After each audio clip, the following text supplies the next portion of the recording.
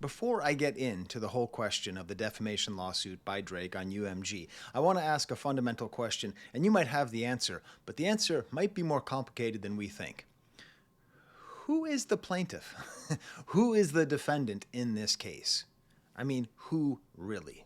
And that's a question that fascinates me, and it's part of the reason that I'm doing this video, even though I said I wasn't going to do this video. I am trying real hard to be the Shepherd Ringo. I'm trying really hard to not do too much commentary and to really stay focused on music, because this is the Always Positive New Music Review show hosted by a French professor. You know, I don't want to be Legal Eagle. You know, I want to be the guy who does an hour-long video about how Ghostface Killah said Regal Beagle in an awesome sketch on Supreme Clientele. Tell me in the comments if you know what I'm talking about. You know? And not only am I not a legal dude, you know, I do have an advanced degree, but it's in literature. So I want to talk about poetry. I want to talk about art. I want to talk about humanity and humanism. You know, I don't want to get into the, I don't want to be in the dirt. I don't want to be the guy who's what's the dirting inside the dirt. You know, that's not my interest. And there have been people who have been doing great work. There have been a lot of great people who I've worked with over the last year. People like Absa Effenlutli, who just does this great, I mean, she really went super hard into this. And she doesn't work in the legal field, but she has a very analytical mind, a very thorough mind. She goes through all 81 pages of the suit over multiple videos. She gets delirious. She gets joyous. I really recommend watching that if you really want to get to the bottom of what is this all about. Curtis King similarly has a really good videos, a good series of videos that mixes comedy and seriousness along with this great tag of everybody hates Drake. Probably the funniest though is Open Mike Eagle. If you haven't seen it, he takes you sort of behind the curtain to how it really works with record labels and distributors. If you don't really understand like what it means to be white sheeted, he describes it in a very good way, and he just hilariously personifies Elle like a child. And, you know, Chillin' with Moni had a great video where she talks about the rich baby daddy of Lucian Grange, and that made me realize that, you know, this is a further evidence that he is no longer a musician, he's just a streamer, because he's essentially leaving one home, leaving one baby daddy, which is Lucian Grange, for another, which is Ed Craven, who runs Stake.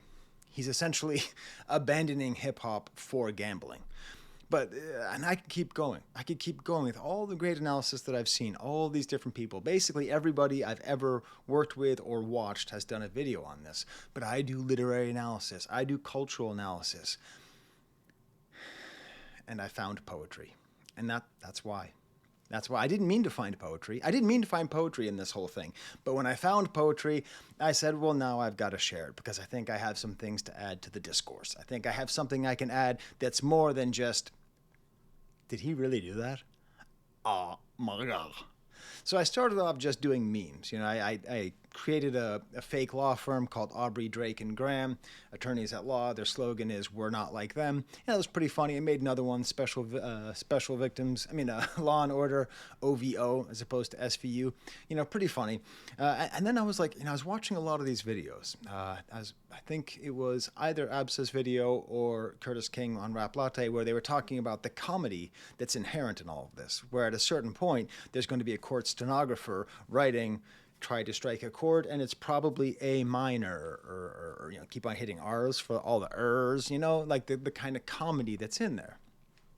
And the case is not just about the song. It's also about the image. The image, which of course is a Google image of his house. Of course, Drake lives in Ottawa, Ontario. That is where Drake lives. Kendrick Lamar is from Oakland. Ottawa is where Drake is from.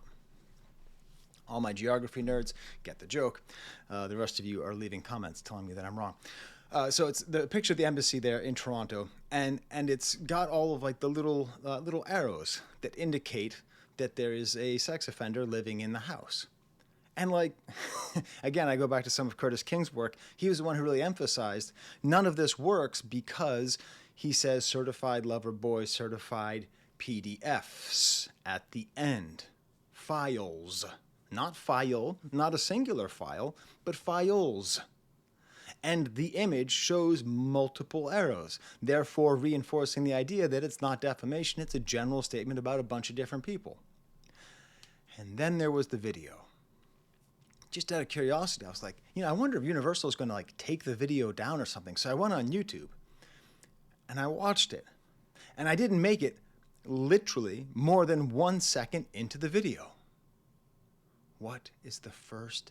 This is a video which will be shown in a courthouse in a defamation lawsuit.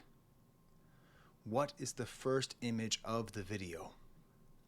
The Compton courthouse. The poetry began. The two courthouses, what do they mean? And why are they evidence that Drake can only lose? It is not a question. It is not a question of will Drake win or lose. It is how badly will he lose. For the worst outcome is victory. That's the situation that Drake put himself in. Now listen, I want to show you these two places, just so you have them in mind, okay? Just so you have them in mind. Because these, I'm sorry, my computer is trying to get me to do Apple Intelligence. Okay, so these are the two places. Now my wife, the Dr. and Mrs., she's very insistent that I figure out how to do this in a way where I can share the screen. She's embarrassed because she set up the setup. So you tell them, you just say in the comments, it's okay, Dr. and Mrs., it still looks okay.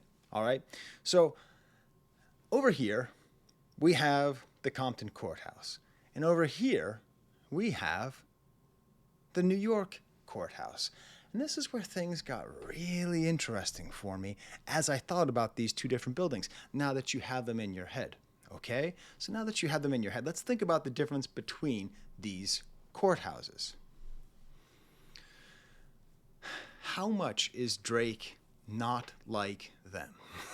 Or, because I'm not going to say us, because I don't think that I am part of the us that Drake is not like. But I have enough respect for that us to not assume that my place is there. What and who is on trial? So let's just think about these places, okay? The New York Federal Court, all right, its actual title is, I'm sorry, I have it written down right here, the United States District Court for the Southern District of New York. That's where this was filed, and this is where this trial will take place. Would you like to know who was on trial in this building in the last couple of years? You would? Well, good. I don't mean to be getting all Dora on you. Martha Stewart. That makes sense. She's famous, so that's kind of funny. Michael Cohen, Donald Trump's lawyer. Oh, I remember that case. Yeah, he got sent up the river. Okay. Donald Trump himself. Oh, really? So when Donald Trump got convicted of actual assault, that was in this same place where Drake is going to be talking about the actual assault song? That's weird. I guess we're done with all the... Oh, I'm sorry. Diddy, Sean Puffy Combs, also in that same building? Ghislaine Maxwell? Jeffrey Epstein? That's where this trial is going to be. Who is the plaintiff and who is the defendant? That is my question to you. Because this is an unforced error on Drake's part, where we are going to be contemplating whether or not he is guilty of these things. If this goes to trial, if he succeeds and it goes to trial, the entire country will be focused and relitigating whether or not he should be considered in the same light as Jeffrey Epstein and Donald Trump. He literally went to federal court to put himself on trial. And even if we're not just discussing this question of whether or not he did the things that he was accused of, and I'm not saying he did or he didn't, right? What do I know? All that I know is that there is tangible evidence that he is a creep. That's all I know, okay? That's all I know. But what's the other case? The other case is what all of my colleagues on YouTube have been saying, which is you don't do this, Drake. You don't go to you don't literally make a federal case out of losing a beef. You do not literally try to stop free speech because someone spoke so well against you. If he wins, he loses. Let's think about 3 cases, okay? So let's put it in this case, okay, where Drake is willingly putting himself in that same position to be in the Southern District of New York federal courthouse discussing whether or not he has inappropriate relationships with underage people. Let's take Epstein, right? Either he won or he lost the case. That's a normal case. But some people are special. Donald Trump, he can't lose a case. That's the thing that all of us liberals didn't understand. If he loses a case and he's a felon and he is confirmed to have acted inappropriately, he gets more popular. He literally can't lose. If he wins the case, it means it was a witch hunt. If he loses the case, it means it was a witch hunt. It doesn't matter. He literally can do anything he wants and he cannot lose. And Drake is on the other side. He is the opposite of that. He cannot win this case. If he wins, he gets what? Money? He gets money. Who cares about money? Nobody cares about money. I mean, not in the court of public opinion. We're talking about a company with endless billions. We're talking about men with endless millions. And we're just moving it around the board, okay? This is like when you have like a very even game of Monopoly, and someone lands on a hotel, and you pay them $2,000, and then they land on your hotel, and they pay you $1,800. Okay, that's the kind of money. It doesn't really matter to these people here. Okay, it can't be a moral victory because going to the feds for a rap thing is not possible. Like, that is just doing it is losing. And then if he loses, then everybody gets to laugh at him for going through this and having to spend all this extra money and all this time for all of us to sit around in the same building where we convicted Sean Diddy Combs and Jeffrey Epstein to say, no, actually, it's okay if people sing that you like them young. Everything about it is a loss. Every time, everybody who has downloaded the document, have you? You can just look it up. It's an 81-page document. It's a PDF. It's a PDF document. Anybody who's online knows that PEDOPHILE is a word that you cannot say on YouTube without getting demonetized. Therefore, people just say PDF files. There's literally everybody who downloads it and sees it's a PDF laughs because it is the Drake PDF. All of these different ways of saying it. And then on top of all of that, the fact that he soloed out black content creators and reactors, that he listed, 6 different people, and none of them were white. Now listen, I wouldn't mind being on his ops list because I think I said some things there. But like Fantano, he made money off of reacting. Knox Hill, who's done some good work recently in the last couple of days, he points out that he didn't the same favor that UMG did by not copyright claiming Not Like Us, they also did for 2 Drake songs. Why wasn't Knox Hill pointed out? He got the favorable treatment. He played the song. It's unbelievable. He can't win. He absolutely can't win. He cannot win. And let's think about the Compton courthouse. What did Kendrick do with that building? I mean, that building is not a happy place for many people, okay?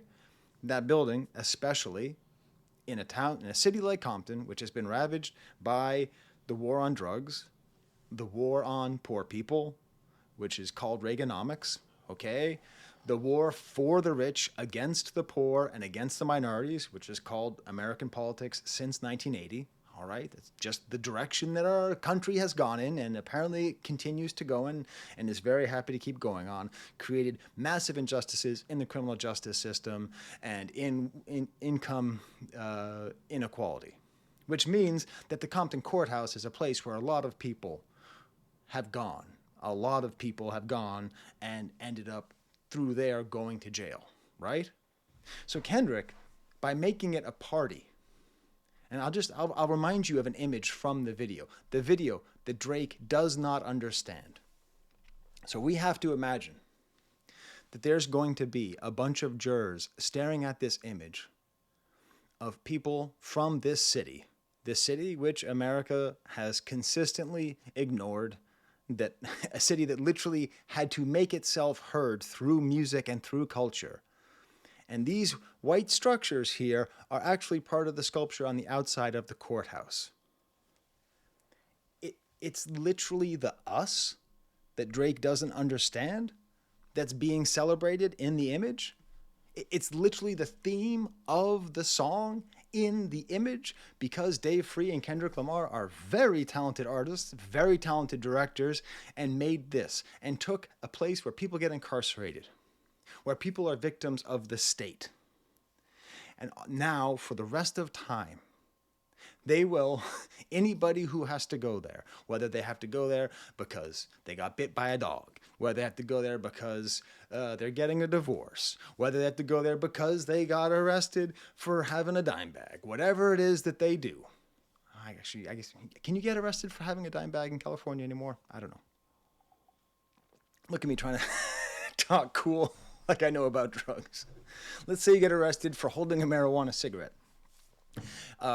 Like for the rest of time, that building, that monument to perhaps inequality, is also a place of civic pride and the joy of Compton. A tale of two courthouses. The house that Epstein, Diddy, and Drake built, and then the house that Kendrick rehabilitated and reclaimed for his people. Is it not beautiful? Do you not see the poetry when that happens? When everyone is sitting there in the New York courthouse watching this event in the same room where Epstein got convicted. In the same room, seeing members of the Bloods and the Crips and everybody in Compton all dancing together to the Song of Unity, because that's what the song was about the entire time. A final note, because I don't have anywhere else to put all these random Drake thoughts, because, I try to keep my Drake thoughts elevated. But DeMar DeRozan, did you know he mad dogged DeMar DeRozan, the basketball player? He tried to stare him down, which, first of all, anyways, but this is the whole point. Drake is like Francis from Pee-wee's Big Adventure. It's not for sale, Francis.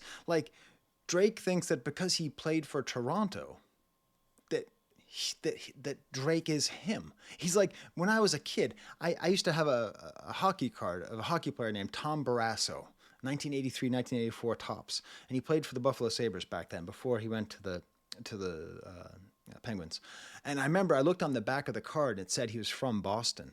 And I remember thinking, because I'm from Boston, I remember thinking if I ever met him, he would like me because we're both from Boston. Drake's sitting there like a child thinking, oh, you play for Toronto, we must be friends. Whereas DeMar DeRozan is actually from the place where the courthouse is from the place, that's the us that I cannot understand. I have no access of understanding what it is to be a Black American from Compton, California. I have no way of understanding at all. But I have the humility to understand that I don't understand that. And this whole court case seems to me to be Drake saying, not like us isn't real. That idea isn't real. I am like them or there is no them. Maybe the whole thing should just be there is no us. Maybe if everyone would just admit that there was no us. There's that old Seinfeld sketch, that, well, you don't really root for a team, you root for the clothes. And if someone changes clothes, you boo them. Boo, different shirt. Speaking of someone who likes a minor, that's not alleged. He married her when she was a major, but watch me get sued by Seinfeld. And then the final note, there used to be an expression. There still is an expression. Don't make a federal case out of it. That's the way you tell someone, just take it easy. Don't make a federal case out of it. Does Drake not have anybody in his circle who can say, Drake, don't make a federal case about it. Don't make a federal case about it. All right, well, anyway, those are my thoughts. Shout out to my friend Brad, who helped me remember exactly where Ghostface Killah said Regal Beagle, because it was driving me crazy. I hit him up. He's like, and I can't even say the name because it's got a profanity in it. Anyways, it's a sketch on Supreme Clientele. Did you like this video? Did you find it interesting? Am I helping you see the poetry in these two different courthouses and what they mean, and how each courthouse represents the difference in perspective and attitude towards humans and life and culture? All right, I better stop talking. All right, till next time. Where's the camera now? On this new setup, I think that I've got 3 cameras on the